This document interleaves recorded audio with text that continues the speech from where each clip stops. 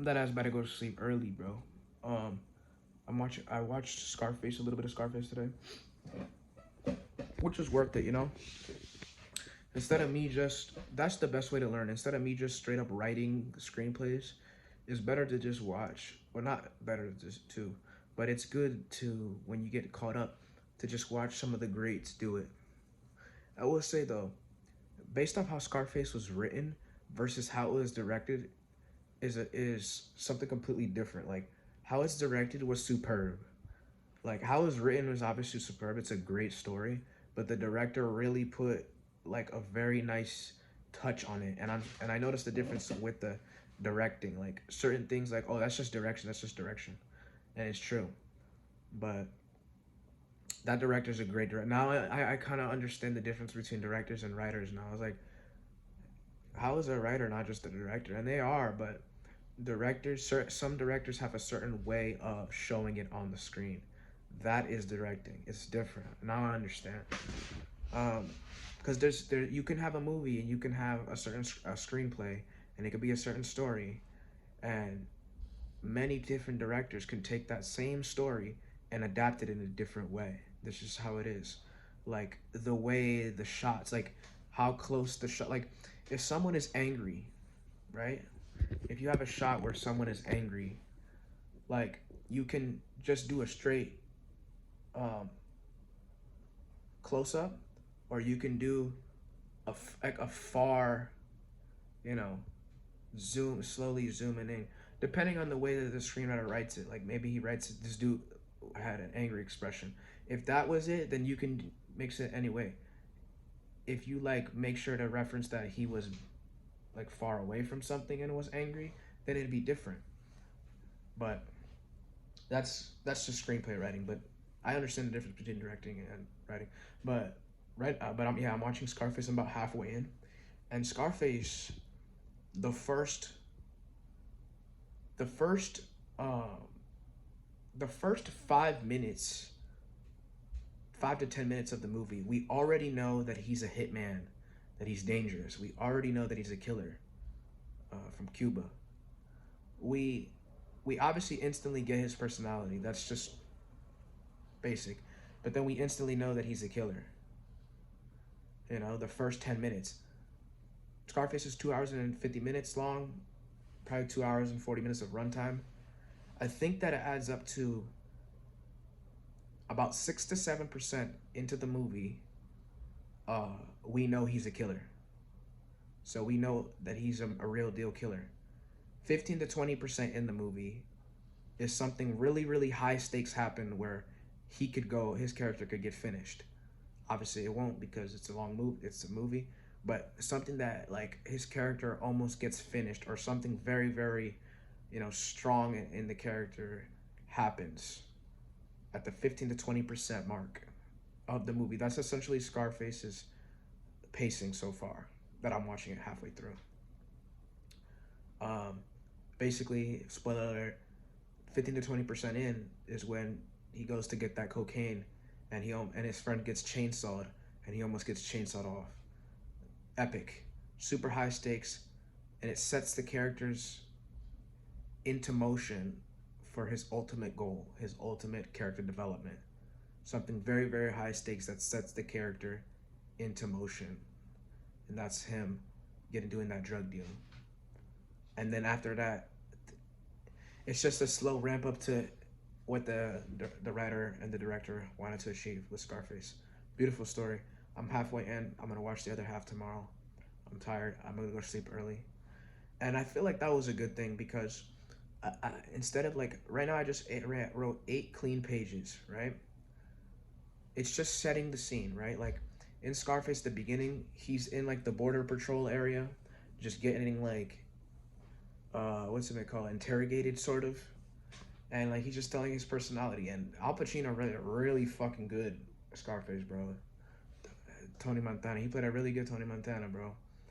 And that's just the introduction to his character. So in my case, it's not so much important on where the setting is.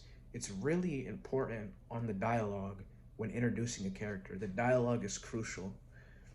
and the subtext of the dialogue as well as that. You can have not that much dialogue, but as long as the subtext is good to the dialogue, then it can work as an introduction to the character. But the dialogue has to be perfect in terms of like what I'm talking about, making a really great movie in terms of like what the character is all about. And we got instantly, this is a cocky dude, upbeat, vibrant dude, very addicting personality. Like, you'd want to be this guy's friend in that specific way. He's becoming a little more unhinged, but we get the picture of like where this guy's going. So in my story, set the scene, write the characters where we sort of get their vibe, you know, instantly. You want to instantly, the moment you start the story, instantly get the vibe of this character. And then 6 to 7% into their story, we should know what they're about. Like, what is their routine? Like, who are they? What do they want?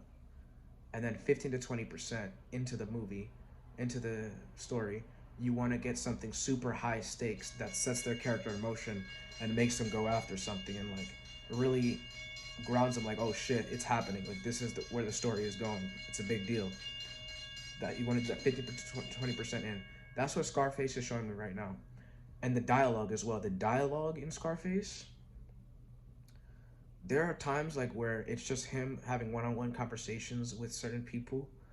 But one thing that it does very well is that it creates this human element of, you're talking to somebody, but your mind is somewhere else, meaning like you have a certain intention with the conversation based off like the way you look at something.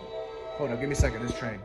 So something like that, like you see what I just did right now was a real human reaction, which was I was talking, but then I was like hearing the train, and like I would look back and I would hear the train, or I'd hear it, right? That would set up for some nice dialogue. You feel what I'm saying? Like that would set up, like while I'm having a conversation, I hear the train and it's like fucking with me. That's what Scarface does really well. Yes, have your times in the story where you're having one-to-one dialogue in a certain setting, like the dialogue is clean, right? And the person is fully focused on the conversation, but also have it where some parts of the story, in order to carry like a very good character development, have it so there's certain dialogue, but that the actor or the character's mind is somewhere else. Like the character's mind is somewhere else. He's having a conversation. Let's say they're having a conversation about like laundry. Have it so that he sees like someone's doing laundry a certain way, and they're doing it wrong, or they're doing it better than them, and he like just starts noticing that. And you can do this later in the movie as well, because spoiler alert, his sister, he met up with his sister after a while. He's very protective of his sister, and then they kind of set that up really nicely where he was having a conversation with this Fed, and where he's supposed to really be focusing on the Fed, he's really paying attention to the fact that this dude is dancing with his sister, and something is there, and it's like rising and rising, like his blood is boiling, like things are just coming at him, he's getting boiled, and doing really good at articulating that right there set that shit up. They set that shit up very nicely. Like, he's having his one-to-one conversation, he sees his sister, he was about to go, he's having a conversation with the Fed, he has a conversation with his boss, like his former boss, and how he likes this girl, and they're in the conversation. And since they set up the earlier character development where he's seeing his sister and he has like an intense look on his face, like that dude has to get the fuck away from my sister, because it was a dude dancing with his sister. Now that he sees the sister like going into the bathroom with the guy about to do drugs and do crazy shit, he said the director set that the director and the writer set that shit up with that type of dialogue. That's what the fuck I'm saying. So that's how you set that shit up. Like, that's how you set a scene up. Like, is someone looking a certain way, and then you bring it full circle when the thing that they were eyeing comes around, and they have to react to it. Many ways to go about it, but it's very cool. Very nuanced. It's like that. Scarface is a masterpiece. It's a 10 out of 10.